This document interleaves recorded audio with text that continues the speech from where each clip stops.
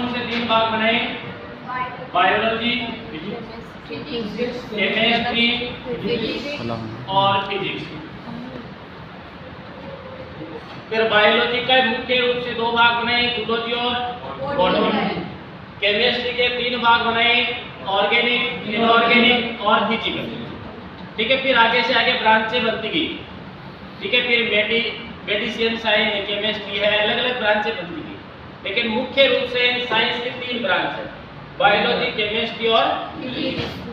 अब अपन general science की बात करें तो इसमें मुख्यतः अपने बायोलॉजी, केमिस्ट्री, फिजिक्स के मोटी ऊपर से तीनों की जानकारी लेंगे।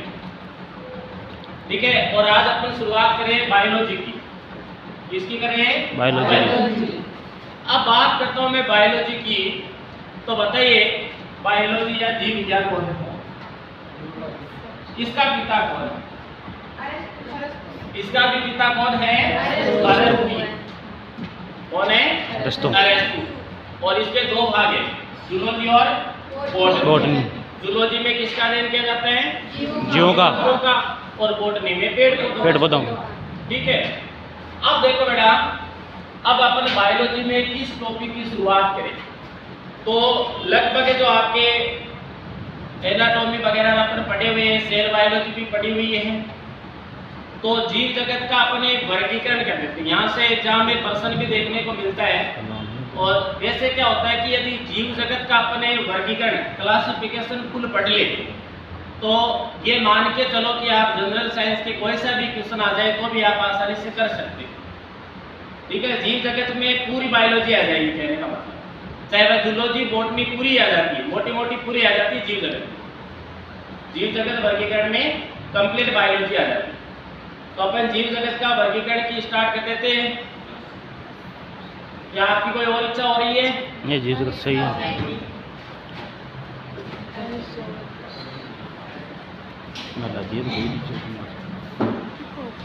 तो अपन पढ़ लेते बेटा जीव विज्ञान, जीव जगत का वर्गीकरण। वर्गीकरण क्या होता है? बांटना, यानी जीवों की समानता और असमानता के आधार पर उन्हें अलग अलग भागों में बांटो। जो समान है उनको एक अलग समूह में रख दो, जो उससे अलग है उनको अलग समूह में रख दो। इस प्रकार से अलग अलग भागों में, समूह में बांटना, डिवाइड करना है क्या कहलाता है? वर्गीकरण, क्लासिफिकेशन। और विज्ञान की अपने जिस शाखा में, जिस ब्रांच में इस वर्गीकरण का अध्ययन करते हैं, उस शाखा का नाम क्या है? टैक्सोनॉमी। क्या कहते हैं? टैक्सोनॉमी। यानी वर्गीकरण के अध्ययन की शाखा, वर्गीकरण के अध्ययन की शाखा क्या कहलाती है? टैक्सोनॉमी। क्या कहलाती है? टैक्सोनॉमी। अब देखो बेटा, टैक्सोनॉमी है, इसका जनक किसको माना जाता है? टैक्सोनॉमी का जनक कौन है? इसका जनक है कैरोलस लिनियस। Carolus Linnaeus. यानी बेटा जीवों को अलग अलग समूह में बांटने का सबसे पहला कार्य करने वाला वैज्ञानिक है कैरोलस लिनियस। कौन है? Carolus Linnaeus. इसकी एक बुक का नाम है जिसमें उन्होंने वर्गीकरण किया था, सिस्टेमा नेचुरी। सिस्टेमा नेचुरी, इस बुक में उन्होंने वर्गीकरण किया था। ठीक है, और उन्होंने सबसे पहले वर्गीकरण किया तो 2 ही भाग बनाए, एक में एनिमेलिया और एक प्लांट। एक में जंतुओं को रखा, एक में पादपों को रखा। उसके बाद वैज्ञानिक आते गए, हेकल आया और हेकल ने कहा कि मैं 2 नहीं, मैं तो 3 जगत बनाऊंगा। कि 3 कैसे बनाएगा? कि एक में प्रोटिस्टा बनाऊंगा। कि प्रोटिस्टा में किसको रखेगा? हाँ, कि सूक्ष्म में एक कोशिकीय प्रोकैरियोटिक जीवों को रखूंगा, और इसमें जंतु आ जाएगा, इसमें पादप आ जाएगा। तो ठीक।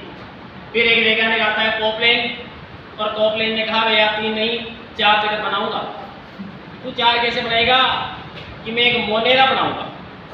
क्या बनाऊंगा? मोनेरा बनाऊंगा। और मोनेरा में उन्होंने कहा कि मैं इसमें सूक्ष्म एक कोशिकीय जो प्रोकैरियोटिक जीव इसमें रखूंगा, और बहुकोशिकीय प्रोकैरियोटिक जीव है प्रोटिस्टा में रखूंगा। और एक में जंतु रखूंगा, एक में पादप रखूंगा। फिर आता है RH वही टेकर, और तो वर्तमान में 5 जगत उदाहरण चल रही। उन्होंने कहा कि भैया 4 नियम में 5 बनाऊंगा। तो 5 कैसे बनाएगा कि एक में फंजाई बनाऊंगा, Monera protista fungi Plantae element. Fungi में किसको रखेगा कि एक कोशी के जो छोटे बहुकोशी के जो यूकेरियोटिक जीव यानी जो कवक वगैरह है उनको रख दूंगा, और एक में जंतु, एक में पादप। तो इस प्रकार से 5 जगत बना दिए। कितने जगत बना दिए? 5 जगत। और अब आने वाले समय में एक जगत और भी बन सकता है, 6 जगत भी आ सकता है ना, क्योंकि वायरस को इन 5 जगतों में किसी में भी नहीं रखा गया। एक वायरस के लिए आप भी नया जगत बना लेना, ठीक है? आप भी साइंटिस्ट बन सकते हो, आपका भी नाम कटा देगी, ठीक है? तो कैरोलस लीनियस। लेकिन इस टेक्सोनॉमी शब्द का सबसे पहले प्रयोग किसने किया? भाई वर्गीकरण कैरोलस लीनियस ने कर दिया, इसलिए इसको इसका जनक कहा जाता है। किस बुक में किया तो ये भी हमें पता चल गया, सिस्टेमा नेचुरी। सिस्टेमा नेचुरी बुक में 2 जगत बनाए, जंतु और पादप जगत। एक में जंतुओं को रख दिया, एक में पादपों को रख दिया, ठीक है? तो इसलिए वर्गीकरण का जनक तो कौन हो गया? Carolus Linnaeus. लेकिन टेक्सोनॉमी शब्द का सबसे पहली बार प्रयोग, टेक्सोनॉमी शब्द का सर्वप्रथम प्रयोग, सबसे पहले बेटा इस शब्द को यूज करने वाला कौन तो था? एपीडी कोंडाली।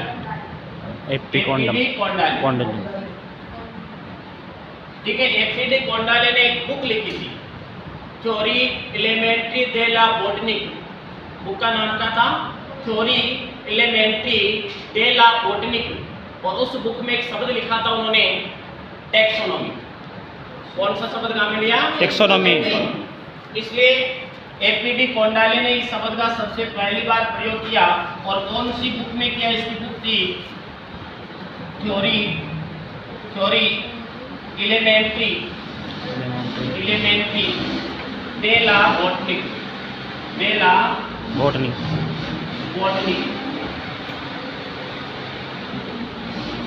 ठीक है बेटा, तो यहाँ पर ध्यान दो, जीव जगत का वर्गीकरण की बात करें अपने, तो वर्गीकरण का अध्ययन की शाखा टेक्सोनॉमी कहलाती है।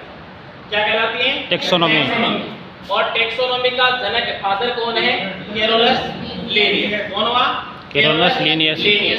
कैरोलस लीनियस ने किस बुक में वर्णन किया टेक्सोनॉमी का? और सिस्टेमा नेचुरी। जबकि टेक्सोनॉमी शब्द का सबसे पहली बार प्रयोग एपीडी कोंडाले करता है। और कौन सी बुक में? थ्योरी एलिमेंट्री दे ला बोटनी में।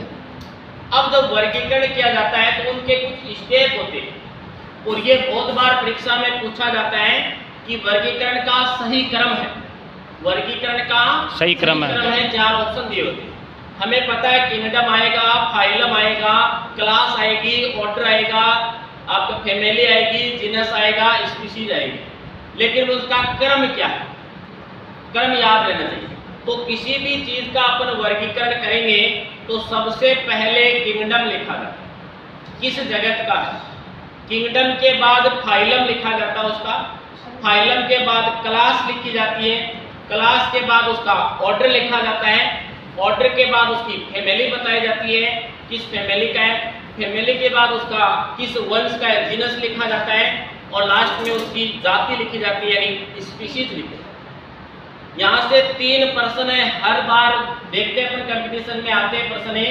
एक तो एक क्रम पूछा जाता है, एक अभी फर्स्ट ग्रेड में पूछा गया था कि जाति शब्द का सबसे पहली बार प्रयोग किसने किया? तो जाति जो शब्द का प्रयोग करने वाला वैज्ञानिक था जॉन रे। कौन था? जॉन रे। एक कई बार पूछा जाता है कि वर्गीकरण की सबसे छोटी से छोटी इकाई क्या है? तो जाति स्पीशीज है सबसे नीचे, और सबसे बड़ी से बड़ी इकाई पूछे तो किंगडम आ जाए। तो यहाँ से 3-4 प्रश्न बनते हैं, एक बार के लिए नोट कर लो ताकि वह लिख देता हूँ मैं बोर्ड।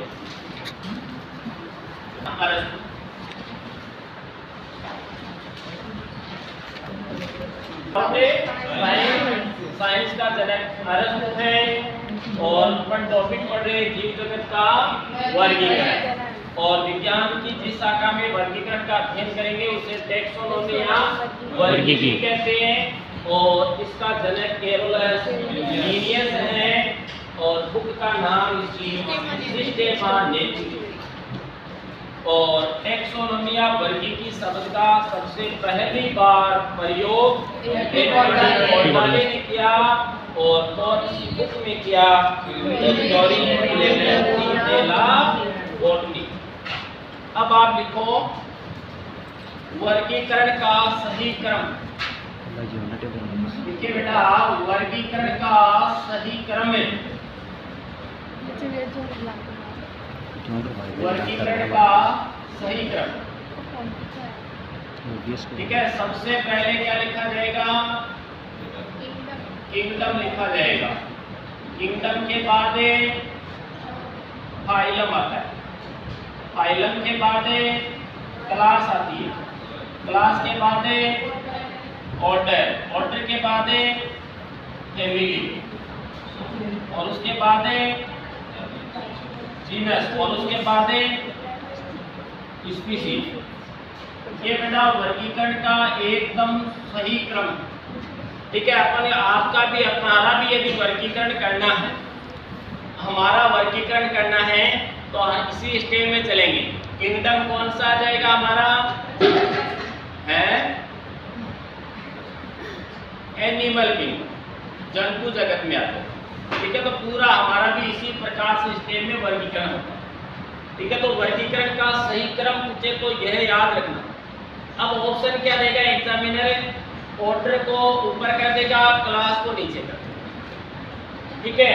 जीनस से नीचे कर देगा, स्पीशीज ऊपर लिख देगा, ठीक है। और कुछ भी नहीं करेगा। आंसर उसी 4 ऑप्शन में है।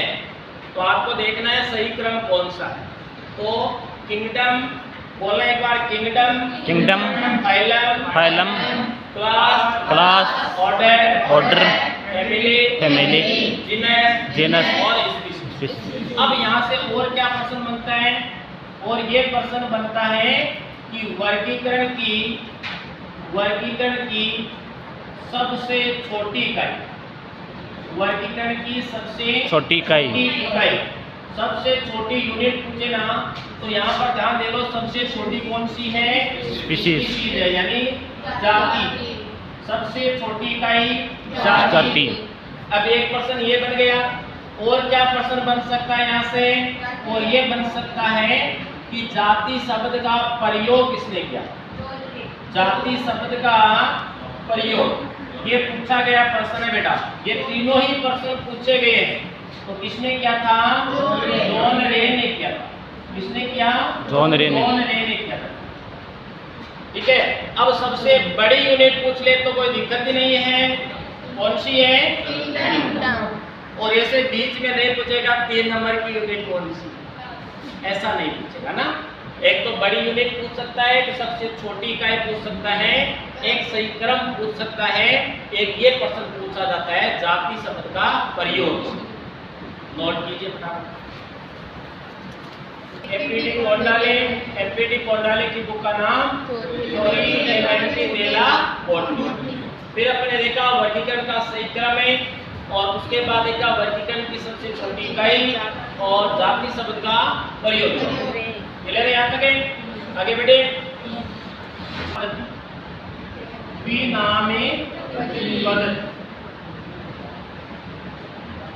देखो बेटा, वर्गीकरण करने के बाद चाहे कोई एनिमल हो चाहे कोई भी प्लांट, यानी उनका जूलॉजिकल या बॉटनिकल जो नेम लिखा जाता है वह 2 स्टेप में लिखा जाता है। और तभी इस पद्धति का नाम क्या है? द्विनाम पद्धति। और यह सर्वमान्य अंतरराष्ट्रीय पद्धति है। अंतरराष्ट्रीय पद्धति है, ठीक है। यानी सबको मानना पड़ता है। जैसे बात उदाहरण में लेता हूँ यहाँ पे, जैसे अपन यहाँ पर खेजड़ी कहते हैं। अब चाहे अमेरिका में खेजड़ी को नीम कहते हैं, ठीक है, चाहे वहाँ पर नीम कहते हैं। जैसे मटर को अपन यहाँ मटर बोलते हैं, चाहे वह मटर को आलू बोलते हो, लेकिन मटर का जैसे बॉटनिकल नेम पायसम सटाइवम है तो वहाँ पर भी पायसम सटाइवम ही कहा जाएगा। अपन यहाँ पर मानव को होमो सेपियंस कहते हैं, तो चाहे आप कहीं चले जाओ होमो सेपियंस ही कहेंगे। ये जरूर है अपन मानव कहते हैं तो वह बकरी कहते होंगे, ठीक है। लेकिन ये द्विनाम पद्धति है, ये कि सर्वमान्य अंतरराष्ट्रीय पद्धति है, सबको मानना पड़ता है। अब द्विनाम पद्धति में होता क्या है, ठीक है। द्विनाम पद्धति में इसमें नाम है लैटिन भाषा की पांडुलिपि में लिखा है, पांडुलिपि में लिखा है। जैसे बेटा अपन हिंदी में कौन सी लिपि यूज करते हैं, देवनागरी। उसी प्रकार लैटिन भाषा की कौन सी लिपि में लिखा जाएगा, पांडुलिपि। पांडुलिपि में अक्सर तिरछे लिखे जाते हैं, झुके हुए रहते, ठीक है, झुके हुए रहते। जैसे होमो लिखा जाएगा तो ऐसे लिखा जाता है, ठीक है, झुके हुए होते हैं। वह लिपि कौन सी होती है, पांडुलिपि। तो आपको पूछे कौन सी भाषा में लिखा जाता है द्विनाम पद्धति में नाम है, तो लैटिन भाषा। लिपि कौन सी काम में ली जाती है, पांडुलिपि। और इसमें 2 अक्षरों में लिखा जाता है, तभी किसका नाम क्या है, द्विनाम। 2 स्टेप है, यानी पहला नाम किसका आता है, पहला नाम और दूसरा नाम। देखो बेटा, पहला नाम हमेशा ही किसका आएगा, वंश का, और दूसरा नाम क्या आएगा, जाति का। जैसे हमारा जूलॉजिकल नेम है होमो सेपियंस, मतलब इसका मतलब होमो हमारा वंश, जीनस क्या हमारा होमो है, और हमारी स्पीशीज क्या है, जाति क्या है हमारी, सेपियंस। हमारी जाति क्या है, सेपियंस। और अंत में क्या लिखा जाता है, अंत में ये नाम जिसने दिया उस वैज्ञानिक का पहला अक्षर लिखा जाता है नाम का। जैसे हमारा में नाम लिखा जाता है होमो सेपियंस, आगे कैपिटल L लिखा था, वह लीनियस है। ये नाम हमारा किसने दिया था, लीनियस ने। ये नामकरण हमारा करने वाला मानव का कौन था, लीनियस। अंत में नाम देने वाले वैज्ञानिक के नाम का पहला अक्षर लिखा, पहला अक्षर लिखा जाता है, ठीक है। अब एक चीज का ध्यान रखना, वंश का नाम हमेशा ही बड़े अक्षरों में लिखा जाता है। ये बड़े अक्षरों कैपिटल लेटर्स में आएगा, और ये छोटे अक्षरों में लिखा, स्मॉल लेटर्स, ठीक है। और इस द्विनाम पद्धति का प्रतिपादक या जनक कौन है, कैरोलस लीनियस, कैरोलस लीनियस। तो ध्यान दीजिए बेटा, यहाँ पर द्विनाम पद्धति के इतने प्रश्न बन सकते हैं। कई बार पूछा जाता है निम्न में से सत्य कथन है, ठीक है, और वहां पर इस प्रकार के लाइनें दी होती है। ये सर्वमान्य अंतरराष्ट्रीय पद्धति नहीं है, सर्वमान्य अंतरराष्ट्रीय पद्धति है द्विनाम पद्धति। तो वह सत्य और असत्य कथन छांटते हो उस समय के लिए ये प्रश्न आपके लिए इम्पोर्टेंट है, ठीक है। इसके अलावा इसमें पूछा जा सकता है कि किस भाषा में लिखा जाता है, लैटिन भाषा। कौन सी लिपि में लिखा जाता है, पांडुलिपि। पहला अक्षर किसका आता है, वंश का, दूसरा नाम जाति का, अंत में किसका नाम आता है, नाम देने वाले वैज्ञानिक का पहला अक्षर। और इसे द्विनाम पद्धति का प्रतिपादक कैरोलस लीनियस। तो द्विनाम पद्धति से इतने ही प्रश्न बनते हैं, कोई दिक्कत यहाँ पर है नहीं है।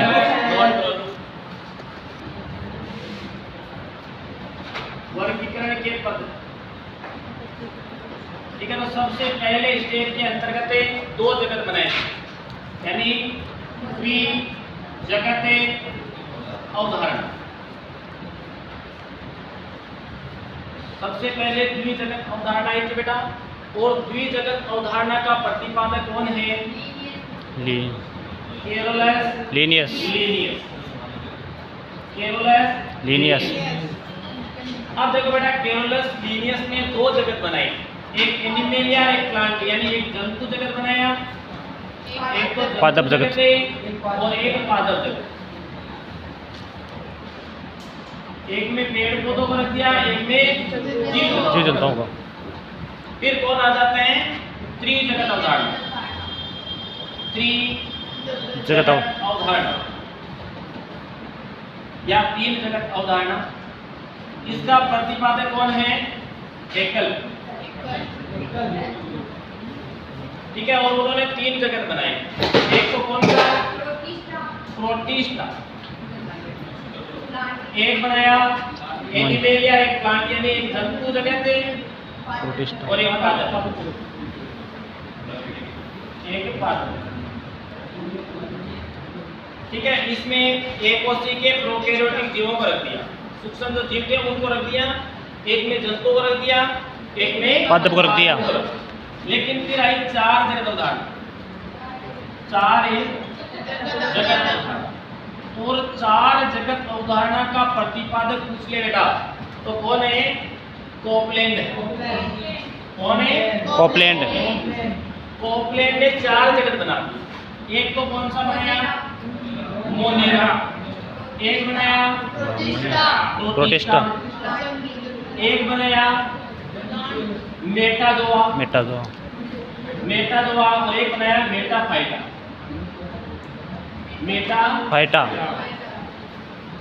ठीक है, मोनेरा में तो उन्होंने आपके सूक्ष्म एकोशी के जो जीवों को रखा, प्रोकैरियोटिक एकोशी के जीव, इसमें प्रोकैरियोटिक बहुकोशी के जीव, इसमें जंतुओं का रखा, इसमें पादपों का रखा।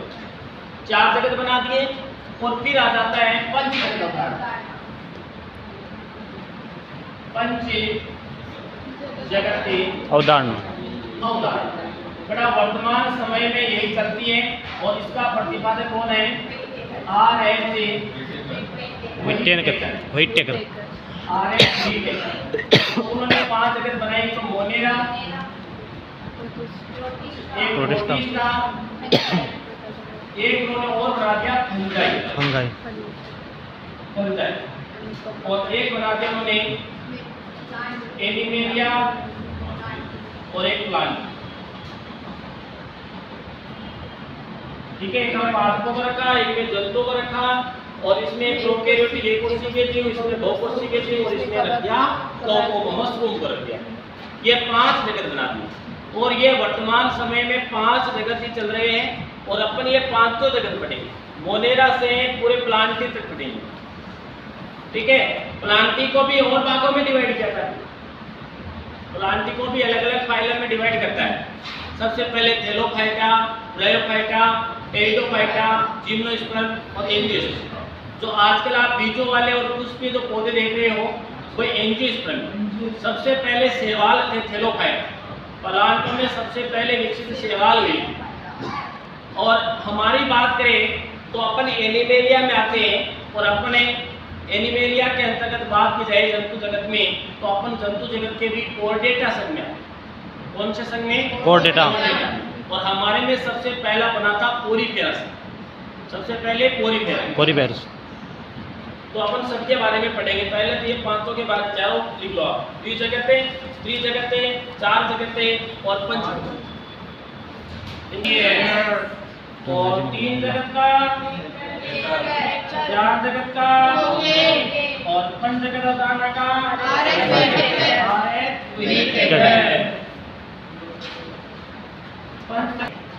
अब अपने पांच जगत अवधारणा है, पांचों जगत पढ़ लेंगे। पहला अपन पढ़ेंगे मोनेरा। तो बेटा बताओ मोनेरा में किसको रखा गया है? एक कोशिकीय जीव को, दो कैरियोटिक जीव। इसमें एक कोशिकीय प्रोकैरियोटिक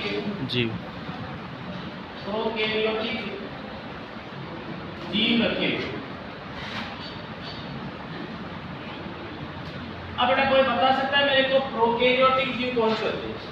दो प्रकार के जीव होते हैं, प्रोकैरियोटिक, एक यूकैरियोटिक।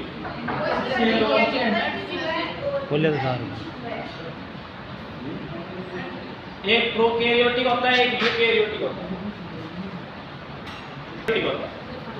पहले बता अपन प्रोकैरियोटिक है या यूकैरियोटिक? यूकैरियोटिक अपन क्या अंतर है प्रोकैरियोटिक और यूकैरियोटिक में? तो आपने दिमाग लगा लिया कि सर आपने बताया था एनिमलिया में आते हैं अपन, तो यहाँ तो आ ही नहीं सकते अपन प्रोकैरियोटिक। प्रोकैरियोटिक का मतलब होता है जिनमें कोशिका के अंदर केंद्रक एब्सेंट होता है, न्यूक्लियस एब्सेंट होता है, केंद्रक नहीं होता। और हमारी कोशिका के अंतर्गत केंद्रक होता है, इसलिए अपन कौन से हो गए? यूकेरियोटिक। इनके अलावा एक अंतर यह भी है कि जितने भी झिल्ली वाले कोशिकाएं होते हैं, माइटोकॉन्ड्रिया है, लाइसोसोम है, गोल्जी बॉडी है, ये यूकेरियोटिक में होते हैं, प्रोकैरियोटिक में नहीं होते, क्योंकि शुरुआती के जीव उस समय इतने विकसित प्रकार के जीव नहीं थे, इसलिए प्रोकैरियोटिक। और एक कोशिकीय, एक होता है बहुकोशिकीय। अपन एक कोशिकीय या बहुकोशिकीय? बहुकोशिकीय एक कोशिकीय का मतलब है पूरा शरीर एक ही कोशिका का, और बहुकोशिकीय बहुत सारी कोशिकाएं। हमारे शरीर में बहुत सारी कोशिकाएं दिखाई नहीं देती है, माइक्रोस्कोप से देखना पड़ता है, तो बहुत सारी कोशिकाएं। तो एक कोशिकीय प्रोकैरियोटिक जीव। एक चीज का ध्यान दे लेना बेटा, एक कोशिकीय प्रोकैरियोटिक जीव है, यह अमर रहने वाले जीव है, यह है अमर रहने वाले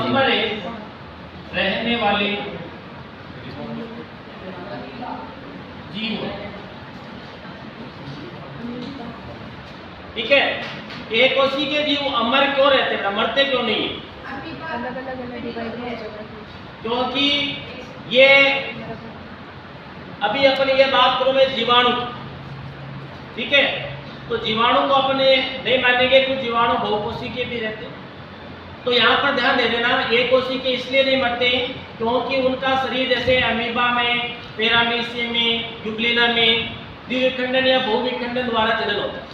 उनका शरीर दो भागों में टूट जाता है और दो नए जीव बन जाते हैं। जब मान लो किसी का एक शरीर टूट करके दो नए जीव बन गए, तो उनका पहले वाली बॉडी कहाँ है? अभी भी है, वह तो मरी नहीं ना बॉडी, वह बॉडी तो टूटी थी, वह नई बॉडी में कन्वर्ट होगी। जबकि हमारे संतान होती है तो लेकिन हमारी बॉडी जो है ये एक दिन मरेगी, लेकिन उनकी कभी बॉडी मरती नहीं है, वो आगे से आगे चलती रहती है, फिर वो दो बॉडी में आगे टूट जाता है, इसलिए कभी भी मरता नहीं।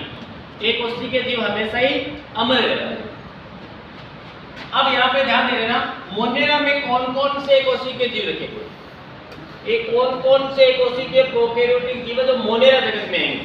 दो ही आएगा, एक तो बैक्टीरिया यानी जीवाणु बैक्टीरिया, और एक और आएगा माइक्रोप्लाज्मा।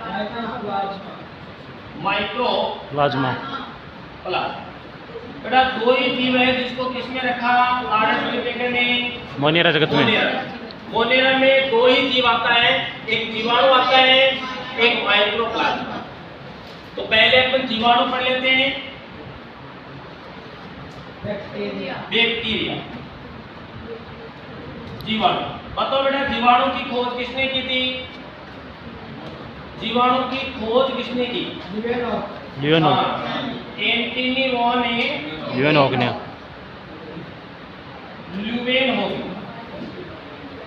सबसे पहले जीवित कोशिका भी इसी ने देखी थी बेटा, और इन्होंने जीवाणु को सबसे पहली बार कहाँ देखा?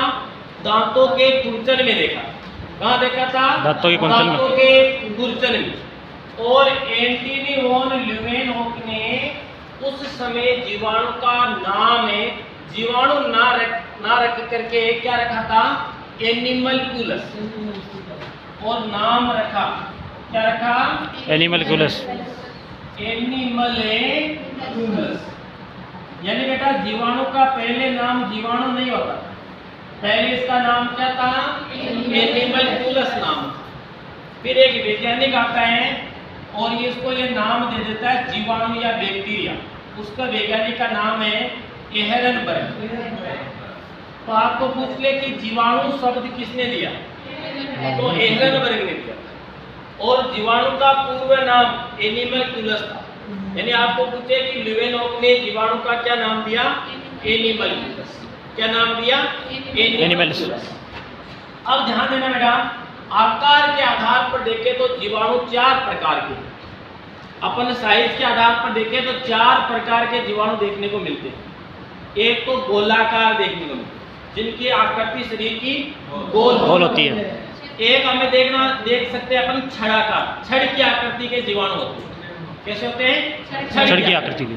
कुछ जीवाणु होते हैं वह सांप की तरह यानी सर्पिलाकार होते हैं। कैसे होते हैं? सर्पिलाकार। और कुछ जीवाणु होते हैं वो होते हैं कोमल। कैसे होते हैं? कोमल।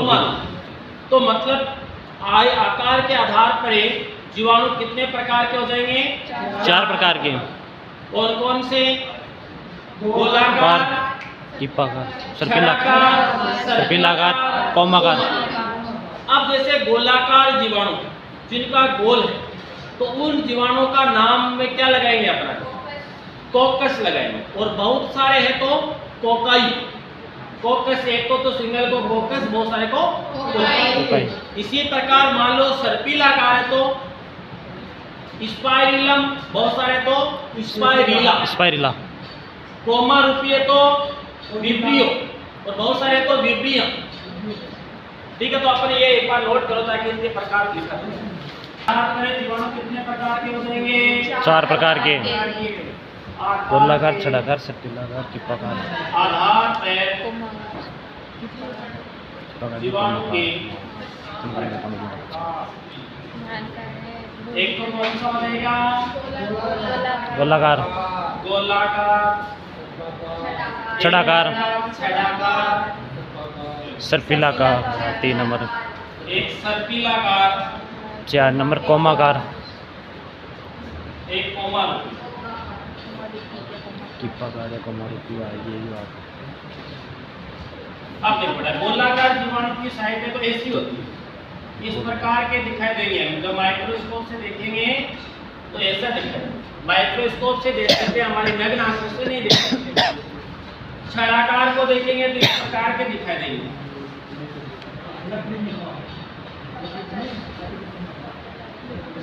ठीक है, सर्पिलाकार को देखेंगे तो हमें इस प्रकार के दिखाई देंगे।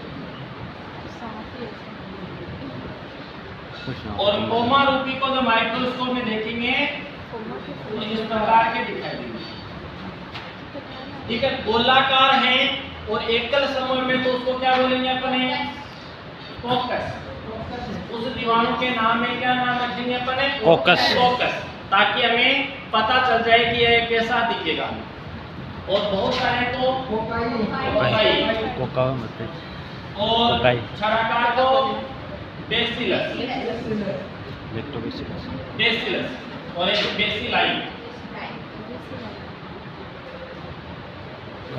और सर्पिलाकार को स्पाइरिलम और स्पाइरिला, विब्रियो और विब्रियम।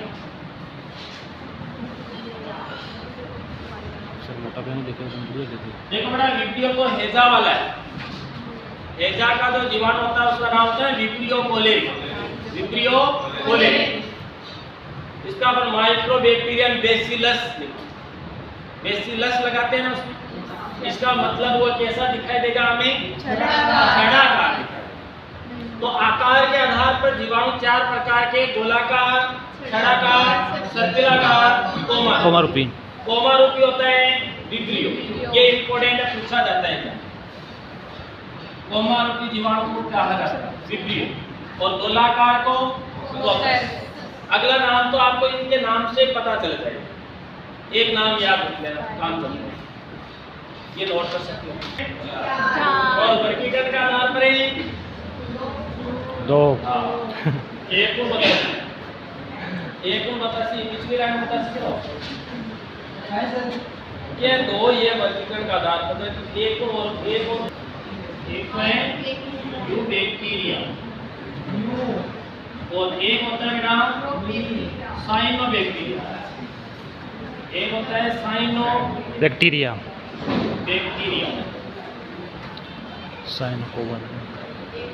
एक होता है आर्कीबैक्टीरिया।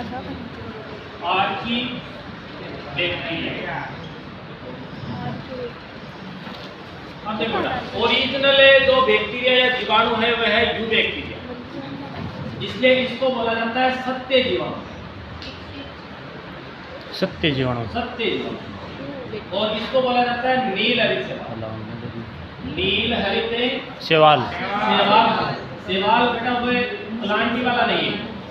और इसको कहा जाता है आर्कीबैक्टीरिया को आधे जीवाणु, आधे जीवाणु, ये आधा ही गुण रखता है। ठीक है, तो 3 प्रकार के यू बैक्टीरिया, साइनोबैक्टीरिया और आर्की बैक्टीरिया। अब मैं यू बैक्टीरिया की बात करता हूँ। सत्य जीवाणु तो ओरिजिनल बैक्टीरिया है। इसके शरीर के ऊपर कितने आवरण होते हैं बताओ बेटा। इसके कोशिका के ऊपर कितने आवरण होते हैं? हमारी कोशिका पर कितने आवरण? 3 है 4 आवरण है ऐसे।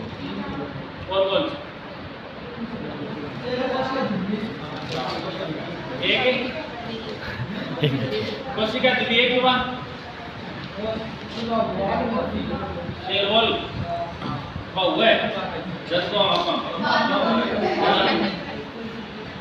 मतलब पादपों में होती है। इसके ऊपर एक कोशिका के ऊपर 3 आवरण होता है। कितने आवरण है? 3 आवरण। सबसे ऊपर आवरण को बोलते हैं कैप्सूल। कैप्सूल। उसके बाद आती है सेल वॉल और उसके बाद आता है सेल मेम्ब्रेन। सबसे नीचे से देखिए तो कोशिका झिल्ली, कोशिका भित्ति और कैप्सूल। अब कोशिका जो झिल्ली होती है सबसे अंदर वह बनी होती है प्रोटीन और फोस्फोलिपिड। अपन में भी वही होती है, पादपों में भी और जीवाणु में। सही।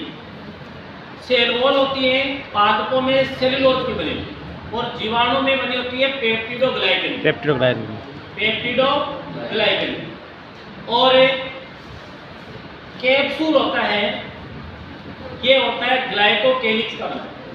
स्टार्च। ग्लाइकोकेलिक्स का मतलब है पॉलीसेकेराइड। जो स्टार्च है, सेलुलोज है, ग्लाइकोजन है, पॉलीसेकेराइड है, इनके साथ में एमिनो एसिड का मिश्रण होता है तो वह होता है ग्लाइकोकेलिक्स। अब ग्लाइकोकेलिक्स सघन है, बहुत ज्यादा मात्रा में, तो उसको अपन कहेंगे कैप्सूल। और यदि कम मात्रा में तो उसको बोलेंगे औपंक परत। क्या बोलेंगे? औपंक के परत।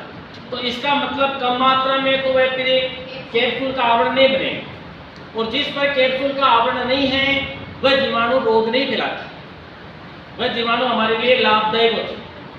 और जिसके ऊपर आवरण है, ग्लाइकोकेलिक्स है यानी कैप्सूल है, तो वह जीवाणु क्या करते हैं? रोकते हैं। क्या करते हैं? रोकते हैं। आपने स्कूल में पढ़ा होगा ग्रिफिथ वाला प्रयोग, याद है? ठीक है, तो ये 3 प्रकार है। लिख लो बेटा। यू बैक्टीरिया पढ़ेंगे। यू बैक्टीरिया तो बताओ बेटा, यू बैक्टीरिया के ऊपर कितने आवरण होते हैं? 3 आवरण। बस कितने आवरण है? 3।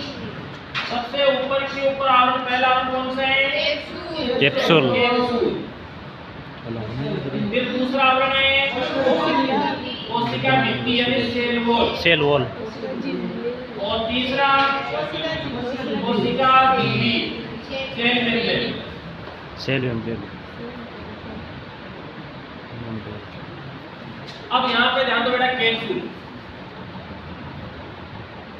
कैप्सूल इसका निर्माण किससे होता है? कैप्सूल किसका बना होता है? स्टार्च।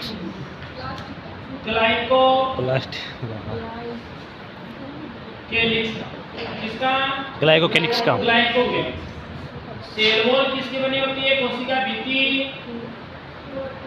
पेप्टिडोग्लाइकन। ये बेटा सबसे ज्यादा इंपॉर्टेंट क्वेश्चन है, पूछा जाए यही कंफ्यूज हो जाते हैं क्योंकि सेल वॉल का नाम आते ही कोशिका भित्ति आपका सीधा स्टूडेंट का दिमाग जाता है सेलुलोज, जबकि सेलुलोज की सेल वॉल सिर्फ प्लांट की। तो पेप्टिडोग्लाइकन का दूसरा नाम भी बता दूं मैं, कई बार आ जाए ऑप्शन में, तो म्यूरिन भी कहते हैं। और सेल वॉल की बात, सेल मेम्ब्रेन की बात आ जाए तो ये प्रोटीन और एक फोस्फोलिपिड की बनी होती है। फोस्फोलिपिड क्या होता है बेटा? यानी लिपिड यानी क्या होता है? वसा। वसा में फोस्फोरस मिलाते तो क्या बन जाएगा? फोस्फोलिपिड। और प्रोटीन को आप जानते हो ना, सबसे ज्यादा प्रोटीन किसमें होती है? दालों में। चावल में 1% सोयाबीन में कार्बोहाइड्रेट होता है चावल में। सोयाबीन में दाल सोयाबीन में, ठीक है। सोयाबीन में कौन सी प्रोटीन होती है? सोयाबीन में प्रोटीन कौन सी होती है बेटा? सोयाबीन का नाम लिखना आता है ना आपको? आता है सोयाबीन। सबको बीन सोयाबीन आपा गरम भेज देवा आज अपन को कैसे केवल सोया तो सोया प्रोटीन नाव में कौन सी प्रोटीन है? सोया प्रोटीन बहुत ही तो बताइए उस दिन ठपड़ी था। दूध में कौन सी प्रोटीन है? Lake casein. कौन सी? केसिन। हड्डियों में ओसिन। ओसिन। में मायोसिन। तो ये कैप्सूल किसका बना होता है बेटा? ग्लाइकोलिसिस। अब यदि ग्लाइकोकेलिक्स है सघन मात्रा में, ग्लाइकोकेलिक्स सघन में बहुत ज्यादा है, सघन मात्रा में है तो इसे कैप्सूल कहेंगे।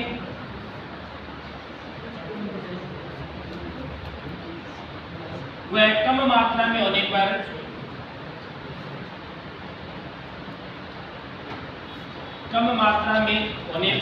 इसे क्या कहेंगे? औपंक परत। औपंक परत। औपंक परत। ठीक है। अब ध्यान देने बेटा, यहाँ पर बता देता हूँ मैं, यदि कैप्सूल प्रेजेंट है, कैप्सूल उपस्थित है, तो समझ आना कि वह जीवाणु कैसा है? रोगकारी जीवाणु या रोग कारक जीवाणु। रोग कारक जीवाणु यानी वह बीमारियां, रोग फैलाने वाला, जैसे टीबी, टिटनेस, टाइफाइड, हैजा, आपका ये सिफिलिस है, गोनोरिया है, आपका कुष्ठ रोग है, ये सब जीवाणु से फैलने वाले रोग। तो वह सभी कैसे हैं? इसका मतलब सब पर कैप्सूल है। और कैप्सूल अनुपस्थित वाले, कैप्सूल अनुपस्थित है तो उसे क्या कहेंगे? अरोग कारक। अरोग कारक। ठीक है। तो जहां पर बेटा जो बैक्टीरिया है उसके शरीर कोशिका के ऊपर कितने आवरण हैं? 3 लेयर। कितने लेयर हैं? 3। सबसे ऊपर है कैप्सूल, उसके नीचे सेल वॉल, उसके नीचे सेल मेम्ब्रेन। कैप्सूल किसका बनाते हैं? ग्लाइकोकेलिक्स का। किसका? ग्लाइकोकेलिक्स। और ग्लाइकोकेलिक्स में क्या क्या होते हैं? पॉलीसेकेराइड, डाइसेकेराइड, और एमिनो एसिड। एमिनो एसिड क्या बनाते हैं बेटा? ये प्रोटीन बनाते हैं। और पॉलीसेकेराइड क्या बनाते हैं? कार्बोहाइड्रेट। यानी कहने का मतलब है कार्बोहाइड्रेट और प्रोटीन का एक मिश्रण है। यदि ग्लाइकोकेलिक्स ज्यादा मात्रा में तो उसे कैप्सूल कहते हैं, कम मात्रा में तो औपंक परत। कैप्सूल किसी जीवाणु के ऊपर है तो वह जीवाणु रोग फैलाएगा, यानी रोग कारक जीवाणु। यदि आपको पूछ ले कि रोग कारक जीवाणु में कैप्सूल उपस्थित है, इस प्रकार का अनुपस्थित है, इस प्रकार के 3-4 कोई कथन दिए हुए और पूछे कि सत्य कथन है, तो इस चीज का ऐसे प्रश्न बन सकते हैं। ध्यान दे लेना, रोग कारक जीवाणु में कैप्सूल होता है और अरोग कारक जीवाणु में नहीं होता। सेल वॉल है जीवाणु की किसकी बनी होती है? पेप्टिडोग्लाइकन। पेप्टिडोग्लाइकन का दूसरा नाम यूरिन। और पादपों की सेल वॉल पूछे तो सेलुलोज। और कवक की सेल वॉल पूछे तो कवक की किसकी बनी होती है? काइटिन। किसकी बनी होती है? काइटिन। तो कवक की काइटिन की, पादपों की सेलुलोज की, और जीवाणु की पेप्टिडोग्लाइकन। और सेल मेम्ब्रेन प्रोटीन और फॉस्फोलिपिड। ठीक है। तो तीनों परतों के बारे में याद रखना, कैप्सूल, सेल वॉल और सेल मेम्ब्रेन। नोट कर सकते हो। सबसे ऊपर उसके नीचे हमारे में केवल सेल मेम्ब्रेन, पादप में सेल मेम्ब्रेन और सेल वॉल दोनों, जीवाणु में 3 परत। कैप्सूल ग्लाइकोकेलिक्स का बना हुआ, सेल वॉल पेप्टिडोग्लाइकन से बनी हुई, और सेल मेम्ब्रेन प्रोटीन और फॉस्फोलिपिड। अब देखो बेटा, जीवाणु का डायग्राम देखते हो, उसमें जो भी चीजें आएगी सबको देख लेंगे आप एक साथ। तो एक तो आपको पता चल गया कि जीवाणु के ऊपर है 3 परतें होती हैं।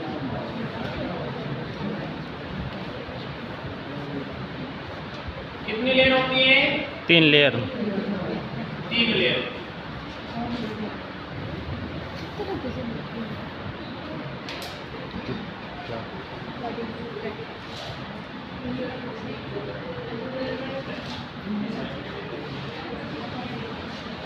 ठीक है, अब ध्यान देना बेटा, एक इसमें रोम सदृश एक लंबी संरचना होती है, इसको क्या बोलते हैं बेटा?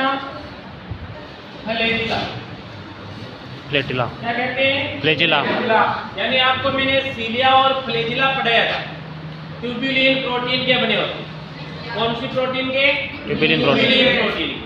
सीलिया और फ्लैजिला। सीलिया में मैंने बताया था संख्या में ज्यादा और आकृति में छोटे होते हैं। फ्लैजिला में मैंने बताया संख्या में कम है, आकृति में बड़े होते हैं। और मैंने एक उदाहरण भी बताया था आपको सीलिया और फ्लैजिला में। उदाहरण भी दिया था मैंने कि जैसे सर्दियों में हमारे कप जम जाता है और वह कप यहाँ से ऊपर आ जाता आता है ना, बल्कि गुरुत्वाकर्षण वाले न्यूटन ने बताया कि ऊपर से नीचे लगता है, तो फिर कप है नीचे रहना चाहिए जबकि ऊपर आ जाता है। क्यों आते हैं? क्योंकि जो हमारी वह श्वसन नली है उसमें छोटे छोटे सीलिया होती हैं, तो वह सीलिया लहरदार गति करते रहते हैं। लहरदार गति ऊपर की ओर। कप आता है तो वह लहरदार गति के साथ में ऊपर आ जाता है। और फिर जो अच्छे लोग होते हैं वह तो गंदगी नहीं फैलाते ना, फिर जाते हैं वापस। जो पूरे होते हैं तो बाहर पोल्यूशन करते हैं, गंदगी बीमारियां फैलाते। ठीक है, अच्छे लोग बीमारियां नहीं। तो एक तो होती है फ्लैजिला। ये फ्लैजिला क्यों होती है बेटा? यानी इसके पैर दिखाई दे रहे किसी को? दिखाई दे रहे कि पैर नहीं लगे हुए ना, तो चल करके जाएगा कहाँ पर? वह तो फ्लैजिला है। तो इनमें गमन के लिए फ्लैजिला हो, गमन के लिए एक जगह से दूसरे जगह जाने के लिए। ठीक है, एक व्यक्ति से दूसरे व्यक्ति में रोग फैलाने के लिए जाता है ना, तो इसको क्या चाहिए? गमन के लिए। इनके अलावा छोटी छोटी आकृति में बहुत सारी और भी संरचनाएं होती हैं। इनको क्या कहते हैं? क्या कहते हैं बेटा? इन्हें कहते हैं पिलाई। क्या कहते हैं? पिलाई। ये पिलाई क्या काम आती है? ये फ्लैजिला के अतिरिक्त, फ्लैजिला तो बड़ी है, ये तो गमन में। ये पिलाई क्या काम करती है? ये आपके जैसे शरीर पर कोई बैक्टीरिया आ गया, हवा से आ गया, किसी के खांसने से कप के साथ में आ गया, ठीक है, तो वह आपके शरीर पर आने के बाद चिपकने के लिए वह आपके शरीर पर उन पे क्या होती है? पिलाई। तो पिलाई संख्या में ज्यादा होती है, फ्लैजिला कम होती है। अब कुछ बैक्टीरिया में तो एक ही होती है, उसे बोलेंगे एकल कशाभिक बैक्टीरिया। कुछ में दोनों साइड फ्लैजिला लगी होती है, उन्हें बोलते हैं उभय कशाभिक। ठीक है, किसी में एक साइड गुच्छे में होती है, एकल समूह है आपके जीवाणु, एक में आपके होते हैं बहुत पूरे शरीर पर होती है। एक ऐसा बैक्टीरिया होता है जिसके शरीर पर एक भी फ्लैजिला नहीं होती। तो वह अलग अलग प्रकार है, लेकिन कहने का मतलब है एक फ्लैजिला होती है, कुछ पिलाई होती है, 3 परत। बाहर वाला कैप्सूल है, ये वहाँ कैप्सूल, और ये सेल वॉल, और ये सेल मेम्ब्रेन। अब ध्यान दीजिए बेटा, अंदर क्या होता है? अंदर क्या, इसमें केंद्रक होता है ना, इसमें न्यूक्लियस प्रेजेंट होता है ना। फिर अभी अपने नाम लिखा था मोनेरा में कि इसमें एक कोशिकीय प्रोकैरियोटिक जीव आती है। तो प्रोकैरियोटिक जीवों में तो केंद्रक होता ही नहीं है, नहीं होता है। तो इसका मतलब केंद्रक इसमें नहीं होता है, केंद्रक का अभाव होता है इसमें। ठीक है, तो इसके डीएनए जरूर होता है इसमें। एक तो आनुवांशिक डीएनए होता है, एक एक्स्ट्रा डीएनए होता है, एक वर्ताकार डीएनए होता है, एक वर्ताकार डीएनए एक्स्ट्रा होता है। इस डीएनए को अपन बोलते हैं प्लाज्मिड डीएनए। प्लाज्मिड डीएनए ये बेटा एक जीवाणु में ऐसी कैपेसिटी होती है ऐसा डीएनए रखने की जो इसके कोई काम का नहीं। ठीक है, फिर भी ये रखती है, हमारे काम का है। ठीक है, एक्स्ट्रा डीएनए जो अगली पीढ़ी में जाएगा, जेनेटिकली डीएनए अलग है। जेनेटिकली डीएनए के अलावा एक एक्स्ट्रा डीएनए होता है जो वर्ताकार होता है, उस डीएनए का नाम है प्लाज्मा। और इसका अपन काम में लेते हैं जेनेटिक इंजीनियरिंग। इसका यूज अपन किसमें करते हैं? Genetic engineering. जेनेटिक इंजीनियरिंग का मतलब क्या होता है तो बता सकता है? जेनेटिक इंजीनियरिंग आनुवांशिक अभियांत्रिकी। जैसे मान लो एक यहाँ पर एक गेहूं का पौधा है कि बड़ा पौधा है और अधिक उपज देता है, एक गेहूं का छोटा पौधा है कम उपज देता है। अब ये एक पौधा बड़ा होता है तो इसके जो हाइट में लंबाई बढ़ाने वाला जो जीन है, उस जीन का एक छोटा सा मैं टुकड़ा काट लूँ डीएनए का, और इस डीएनए को मैं बाहर निकालूँ और उसका भी एक खंड वहां से काट दूँ क्योंकि ये सेम हो, और यहाँ से ले जाकर के वह खंड इसमें जोड़ दूँ और वापिस उसको बैक्टीरिया में डाल दूँ, तो इसके शरीर में रहेगा तो वह वहां पर वृद्धि कर लेगा। फिर उस खंड को मैं वहां से काट करके जो बहुत सारे हो जाएगा तो एक खंड ला करके इसमें जोड़ दूंगा, फिर यह भी तो पौधा होगा वो बड़ा होगा। अधिक उपज वाला जीन लाऊंगा तो इस प्रकार से काम में ले सकता हूं। ठीक है, तो हमारे में भी अपन कोई प्रकार का सुधार करना चाहते हैं तो अपन कर सकते हैं इसे। वो होती है जेनेटिक इंजीनियरिंग। और जेनेटिक इंजीनियरिंग में जीवाणु का अपने एक वर्ताकार डीएनए काम में लेते हैं, इसे क्या कहते हैं? प्लाज्मा। इसका जीवाणु को कोई काम का नहीं, हमारे काम का। ठीक है, तो एक तो जेनेटिकली डीएनए, एक एक्स्ट्रा डीएनए वर्ताकार डीएनए, इसको क्या कहते हैं? प्लाज्मा। अब एग्जाम में प्रश्न क्या आता है, यहाँ से प्रश्न क्या है कि प्लाज्मिड पाया जाता है जीवाणु में, वायरस में, कवक में, इस प्रकार का प्रश्न दे सकते हैं। एक कथन वाले आते हैं, सत्य कथन, आजकल इससे ज्यादा प्रश्न आते हैं। तो वहां पर देखेगा जीवाणु में प्लाज्मिड अनुपस्थित होता है, जीवाणु में प्लाज्मिड उपस्थित होता है, इस प्रकार के प्रश्न आते हैं। तो प्लाज्मिड जो होता है वह एक वर्ताकार डीएनए है जो किसमें होता है? जीवाणु में। इनके अलावा इसमें हमारे में पावर हाउस ऊर्जा बनाने का काम है वह माइटोकॉन्ड्रिया, लेकिन इसमें माइटोकॉन्ड्रिया नहीं होता। इसमें माइटोकॉन्ड्रिया के स्थान पर दूसरा कोशिकांग होता है। ये जो आंतरिक सेल मेम्ब्रेन होते हैं इस प्रकार का वलन बना लेते हैं, इनको बोलते हैं मीसोसोम। ये इनमें ऊर्जा बनाने का काम करता है। इनके अलावा इसमें 70S आपका राइबोसोम होता है, और अपन में 70S और 80S दोनों होते हैं। अपन में दोनों पाए जाते हैं। ठीक है बेटा, किस प्रकार का जीवाणु होता है? तो जीवाणु के याद रखना 3 परत होती है ऊपर, उनके ऊपर कसाबिका होती है, सीली फ्लैजिला होती है, इनके अलावा पिलाई होती है। फ्लैजिला का काम क्या होता है? तो गमन में सहायक, गमन में सहायक कौन होती है बेटा? फ्लैजिला। और यदि आपको पूछ लें कि चिपकने में सहायक, इसमें चिपकने में सहायक, तो चिपकने में सहायक होती है इसमें पिलाई। इनके अलावा आनुवांशिक अभियांत्रिकी, जेनेटिक इंजीनियरिंग में उपयोगी प्लाज्मिड डीएनए, आनुवांशिक अभियांत्रिकी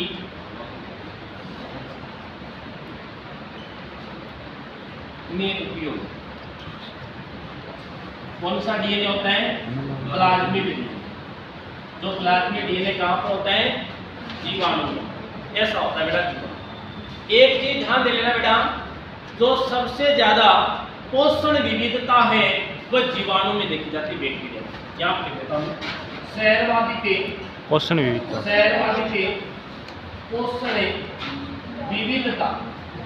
विविधता बैक्टीरिया में होती है। पोषण विविधता का मतलब क्या होता है बेटा? यानी पोषण जैसे कुछ इनका जो भोजन का सोर्स है वह जीवाणु में बहुत अलग अलग टाइप के होते हैं। सबसे ज्यादा जो किसी भी यदि जगत के अंतर्गत अपन कोई जीव की बात करेंगे तो सबसे ज्यादा पोषण की विविधता बैक्टीरिया में देखने को मिलती है, क्योंकि कुछ स्वपोषी होते हैं, स्वपोषी में कुछ रासायनिक संश्लेषी, कुछ प्रकाश संश्लेषी, कुछ परपोषी होते हैं, उसमें मर्तोपजीवी, कुछ अविकल्पी मर्तोपजीवी, विकल्पी मर्तोपजीवी, परजीवी, सहजीवी, अलग अलग टाइप से का पोषण का सोर्स होने के कारण यदि आपको पूछ दे कि प्रश्न आ जाए सहरवादी पोषण विविधता पाई जाती है तो वह किसमें पाई जाएगी? बैक्टीरिया में। इसमें बैक्टीरिया। ये नोट कर सकते हैं। अभियांत्रिकी, जेनेटिक, इंजीनियरिंग। अब देखो बेटा ये वैज्ञानिक आया, उसका नाम है H.C. ग्राम। H.C. ग्राम ने बैक्टीरिया को दो भागों में बांटा।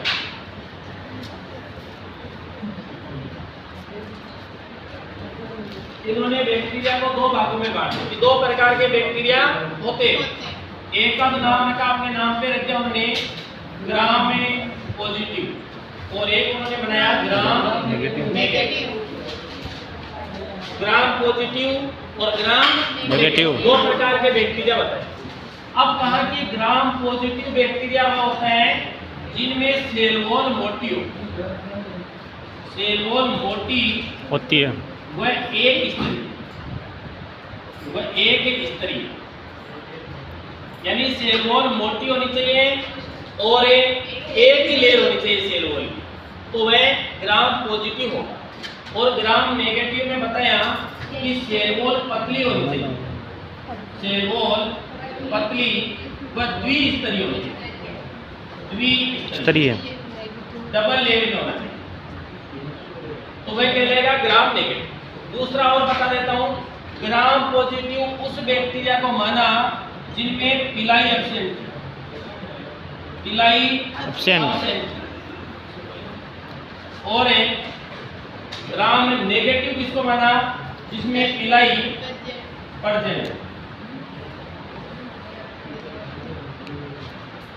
ठीक है, अब यहाँ पे ध्यान दे लेना, जिनमें पिलाई प्रेजेंट उपस्थित होती है वह बैक्टीरिया रोग कारक। इसका मतलब रोग फैलाने वाले कौन से होते हैं, ग्राम नेगेटिव। ये प्रश्न बहुत इंपॉर्टेंट है, सेकंड ग्रेड में भी पूछा गया। ठीक है, कि रोग कारक जीवाणु होते हैं। अब वहां पर भी करनी दिक्कत हो जाती है। ग्राम पॉजिटिव हो नेगेटिव, पॉजिटिव हो नेगेटिव, तो एक चीज को ध्यान रखना, तो पॉजिटिव आदमी बढ़िया सोच रहा हो जाता है, हृदय खराब होनी लग रहे हैं। जगह नेगेटिव है विरासत याद रखो, जो नेगेटिव है ना वही रोग कारक। तो मतलब है रोग कारक जीवाणु। रोग कारक जीवाणु कौन से होते हैं, ग्राम नेगेटिव। ठीक है, तो H.C. ग्राम ने जीवाणु को दो भागों में बांट दिया, gram positive, gram negative. Gram positive वो होते हैं जिनकी सेल वॉल मोटी हो और एक ही लेयर। जिनकी सेल वॉल पतली होगी, पतली होगी तो दो लेयर बना सकते हो, और मोटी है तो एक लेयर बनेगी। और पिलाई एब्सेंट होगी वह ग्राम पॉजिटिव है, जिसमें पिलाई प्रेजेंट होगी वह ग्राम नेगेटिव। और जिनमें पिलाई होगी वह चिपकेगा। जिनमें पिलाई होगी वह चिपकेगा, चिपकेगा तो रोग फैलेगा। भाई मान लो पिलाई नहीं है तो शरीर पर चिपकेगा नहीं, हवा से उड़कर गया नीचे गिर गया तो रोग नहीं फैलाएगा ना। रोग कौन सा फैलाएगा, तो चिपकेगा। ठीक है, तो ऐसा भी याद रख लेना कि नेगेटिव कौन सा होगा, वही तो चिपकेगा। यानी पिलाई जिनमें प्रेजेंट होगी वो ग्राम नेगेटिव है।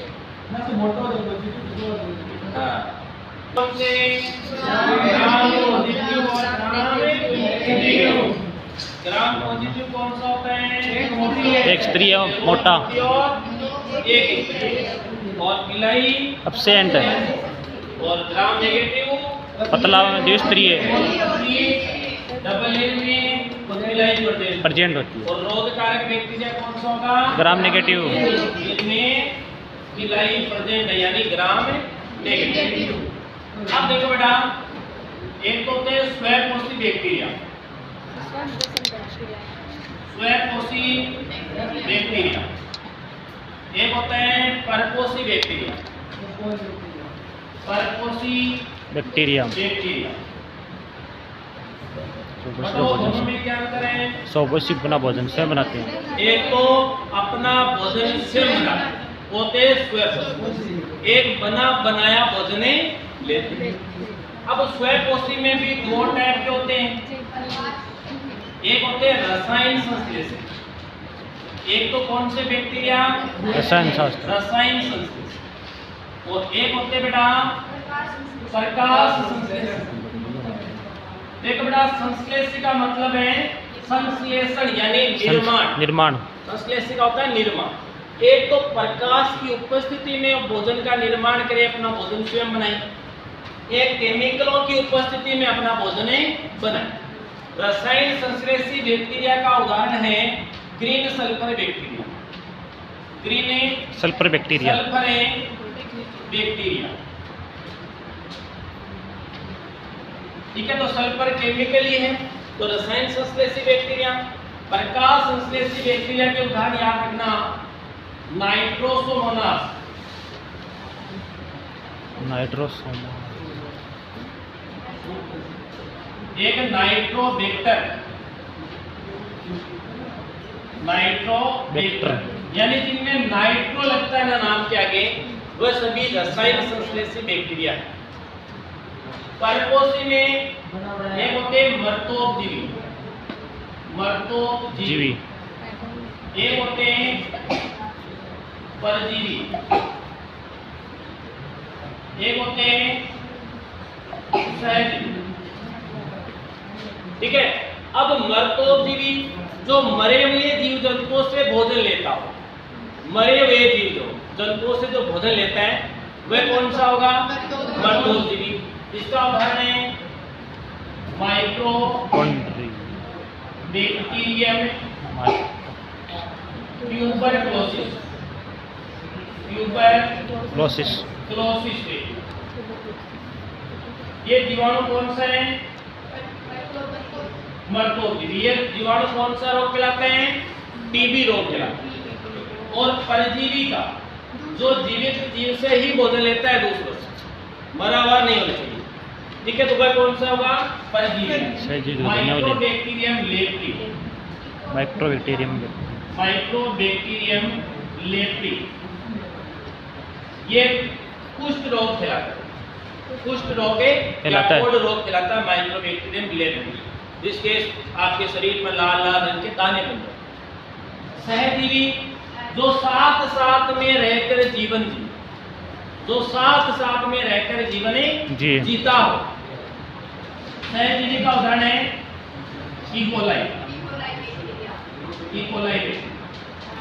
और इकोलाई बैक्टीरिया कहाँ होता है? मनुष्य की आंत में। अब देखो बेटा, ये क्या करता है? ये अपचित जो भोजन होता है उनको पोषण में ले लेता है। जो अपचित भोजन होता है, जो हम पाचन नहीं कर सकते, जिनका हम डाइजेशन नहीं करते, उनका पाचन करता है, तो हमारे लिए क्या नुकसान थोड़ी कर रहे हैं? बस जिनका पाचन हम तो कर ही नहीं रहे, हमें तो मिलेगी नहीं, ये ले क्या दिक्कत है? बल्कि हमें फायदा क्या है? फायदा ये है कि जो हानिकारक बैक्टीरिया होते हैं हमारे भोजन में आ जाते हैं, उनको मार देता है। इससे हमको क्या हो रहा है? फायदा भी हो रहा है, बल्कि नुकसान तो कुछ नहीं हो रहा। ना जीवाणु को नुकसान हो रहा है, ना हमें नुकसान हो रहा है, दोनों साथ साथ में जीवन जी रहे हैं। इसके सहजीवी का उदाहरण है इकोलाई। तो याद रखो बेटा, सबसे ज्यादा जो पोषण विविधता है वह बैक्टीरिया में ही है, ठीक है। इनमें भी आगे बहुत प्रकार आ जाते हैं, विकल्पी, अविकल्पी। यानी एक तो होता है विकल्पी, जैसे मान लो मर्तोपजीवी से भोजन लेता है, मृत से लेता है, और यदि वह विकल्पी है और मरे हुए जीव जंतु नहीं मिल रहे तो जीवित से भोजन लेने लगते हैं। एक मान लो परजीवी है, वह विकल्पी परजीवी है, जीवित से लेगा, लेकिन विकल्प यदि जीवित नहीं मिल रहा तो मरे हुए से लेगा। अविकल्पी होते हैं ना, उनके पास दूसरा विकल्प नहीं होता। यदि मर्तोपजीवी अविकल्पी मर्तोपजीवी है तो मरे से लेगा, जीवित से नहीं लेगा, ठीक है। तो इस प्रकार से आगे और प्रकार बनते जाते हैं। तो सबसे ज्यादा पोषण विविधता जीवाणु में है। स्वपोषी, परपोषी। स्वपोषी जो भोजन स्वयं बनाएंगे, परपोषी वह जो बना बनाया भोजन लेंगे। बताओ अपन स्वपोषी है या परपोषी? परपोषी। क्यों? अपनी भोजन स्वयं नहीं बनाते हैं, रोटी सब्जी खुद ही तो बनाते हैं ना। कुछ क्या तो मम्मी बनाते हैं ना, लेकिन खुद ही बनाते होंगे वो तो, लेकिन अपन स्वपोषी नहीं है, क्योंकि जो अपन खाना बना रहे हैं वह पेड़ पौधों ने, प्लांट्स ने स्वपोषी के द्वारा भोजन बना लिया। अपन वह पेड़ पौधे ये स्वपोषी, पादप है ये स्वपोषी, जो अपना भोजन है सब। बैक्टीरिया में स्वपोषी दो प्रकार के जीवाणु हैं, एक तो रसायन से भोजन बना ले अपने आप, एक प्रकाश से बना ले। प्रकाश से बनाने वाले में नाइट्रोसोमोनास है, नाइट्रोसोमोकस है, नाइट्रोबैक्टर है, ये होते हैं। और इसमें रसायन संश्लेषी में ग्रीन सल्फर बैक्टीरिया। और परपोषी में मर्दोजीवी, परजीवी और मर्दोजीवी का उदाहरण याद रखना, माइक्रोबैक्टीरियम ट्यूबरक्लोसिस, परजीवी में माइक्रोबैक्टीरियम लेप्री और सहजीवी में इकोलाई बैक्टीरिया। ये इकोलाई बैक्टीरिया थोड़ा याद रखना इंपॉर्टेंट है। कहाँ होता है? मनुष्य की आंखों में।